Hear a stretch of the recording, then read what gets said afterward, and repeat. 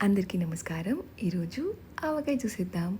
మా అమ్మ పెట్టే ఆవకాయ అంటే చాలామందికి ఇష్టం. సో, ముందుగా ఆవకాయ కోసం ఇలా మ్యాంగోస్ తీసుకొని పైన ఉన్న అది తీసేసి దాన్ని మొత్తంగా క్లీన్ చేసుకోవాలి. వాటర్ లేకుండా క్లీన్ చేసుకున్న తర్వాత ఇలా పీసెస్గా కట్ చేసుకోవాలి.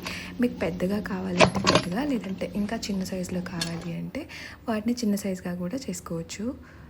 అలా పీసెస్గా కట్ చేశాక దాంట్లో ఉంటే పొర ఏదైతే ఉంటుందో అదైతే తీసేయాలి. అది తీసేస్తేనే టేస్ట్ బాగుంటుంది. ఇలా చిన్నగా కట్ చేసుకోవాలి. సో మాకైతే ఇన్ని ముక్కలు వచ్చాయి. దాని తర్వాత మేము వెయిట్ చేస్తున్నాం. ఇప్పుడైతే పోపు పెట్టుకోవాలి. పోపు కోసం జీలకర్ర, మెంతులు కలిపి పౌడర్ చేసుకోవాలి. అండ్ ఆవాలు సపరేట్గా పౌడర్ చేసుకోవాలి. వెల్లుల్లి పేస్ట్ చేసుకోవాలి. ఇప్పుడైతే స్టవ్ పైన ఆయిల్ పెట్టుకొని ఆయిల్ చాలా హీట్ అయ్యాక పోపు దినుసులు అన్నీ వేసుకోవాలి.